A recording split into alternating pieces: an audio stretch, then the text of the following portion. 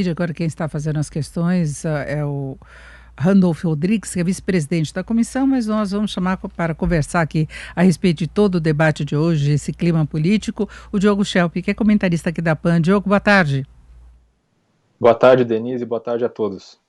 Bom, Diogo, nós começamos aí com uma abertura em que foram feitas muitas críticas ao desfile militar que nós tivemos hoje em Brasília, coincidência ou não, houve uma mudança de rota num dia que podemos ter uma votação relevante, importante no Congresso, de uma pauta que é muito defendida pelo presidente Bolsonaro.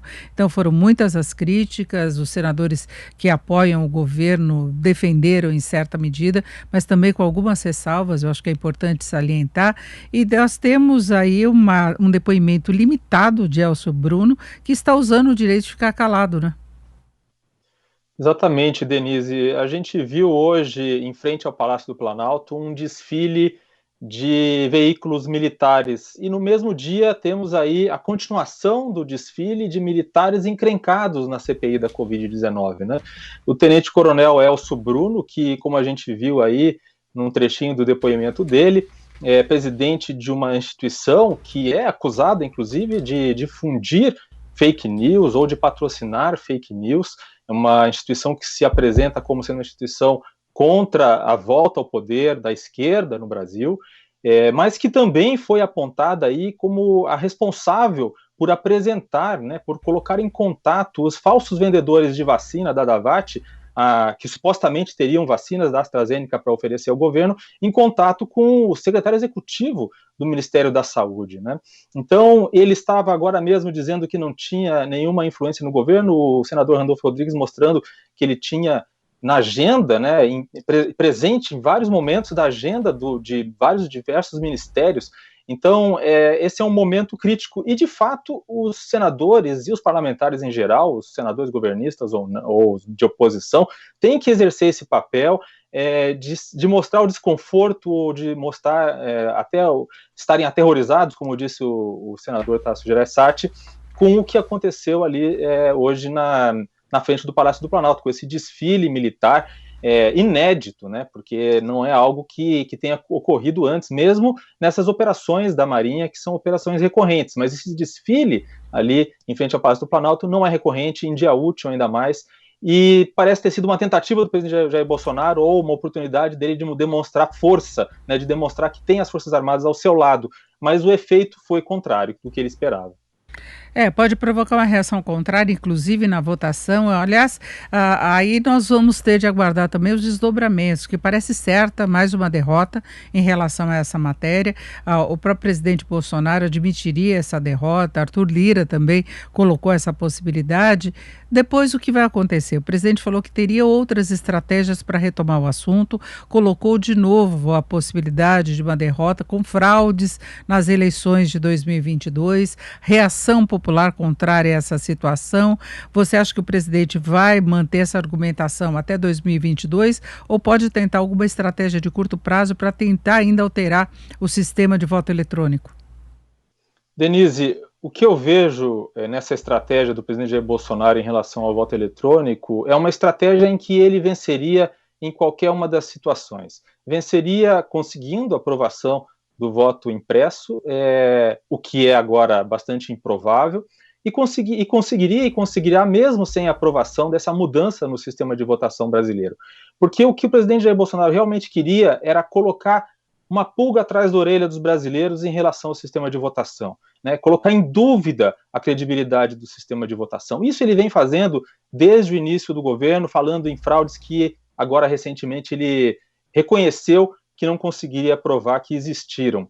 Mas por que é para ele uma estratégia em que ele sai vencedor sempre? Porque com a credibilidade abalada, ao menos na base de apoio do governo, ele conseguirá, no momento das eleições, caso ele venha a ser derrotado, novamente colocar em dúvida e dizer, olha, se tivéssemos mudado o sistema lá atrás, isso seria diferente. Agora o que está acontecendo é uma fraude. Ele pode fazer uma acusação de fraude, como fez Donald Trump nos Estados Unidos, ainda que uma acusação infundada. E com isso colocar ali, criar um caos mesmo no entorno, no contexto das eleições, que é algo que o favoreceria, obviamente, caso ele fosse derrotado.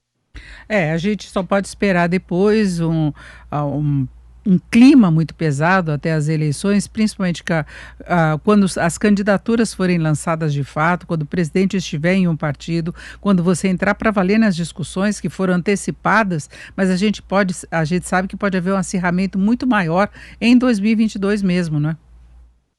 Com certeza, esse acirramento vai ser buscado, certamente, e o presidente já tem também uma narrativa pronta para uma eventual derrota nessa PEC do voto impresso, que é a de dizer que o TSE, né, o ministro Barroso, o presidente do TSE, ou outros ministros do STF, influenciaram na decisão, supostamente, teriam feito chantagem junto a parlamentares. Ele fez essa insinuação de que parlamentares com rabo preso, com questões ali com a justiça, teriam sido chantageados. Obviamente não há nenhum indício, nenhuma prova disso, e também superestimar o poder do ministro Barroso de definir como centenas de deputados votariam e vão votar hoje.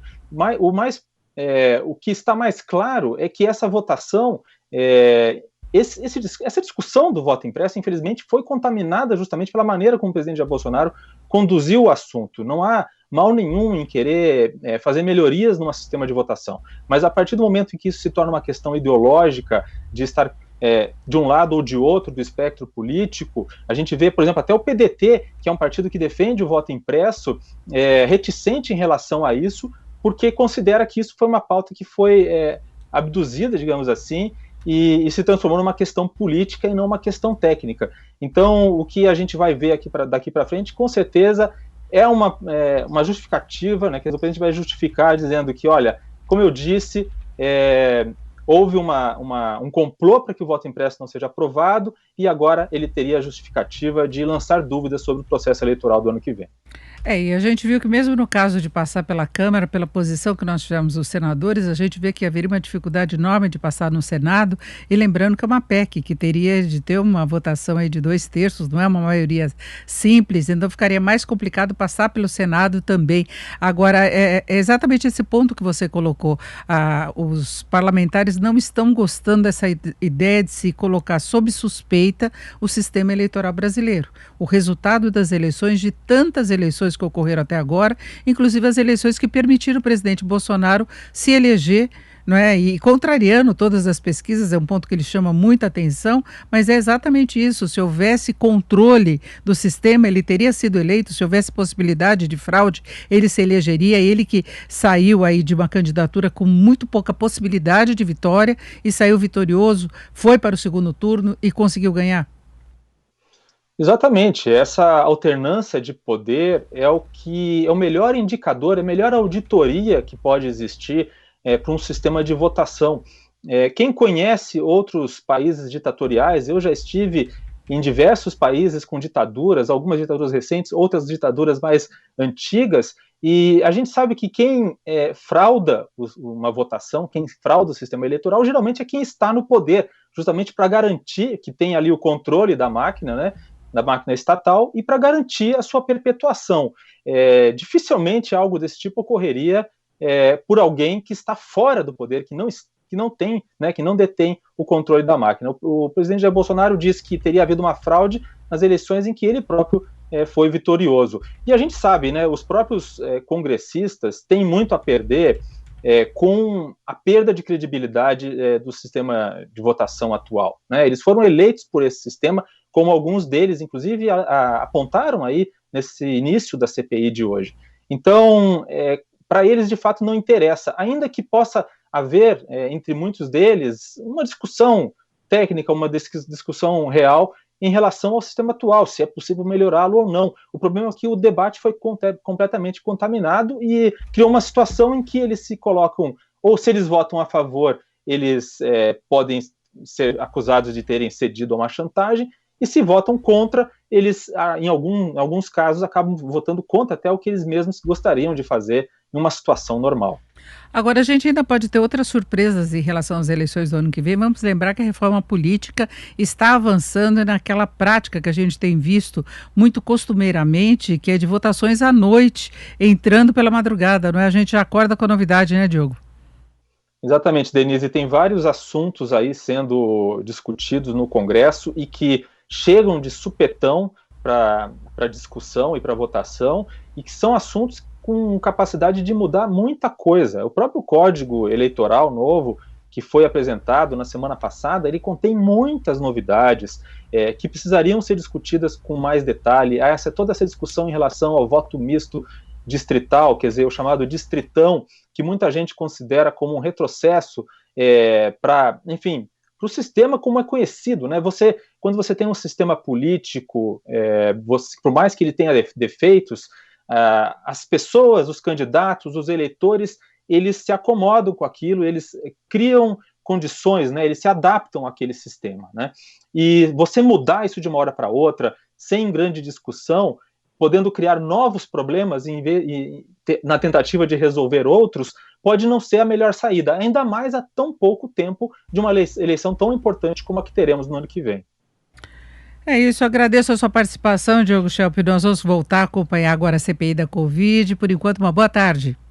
Boa tarde, Denise. Boa tarde a todos.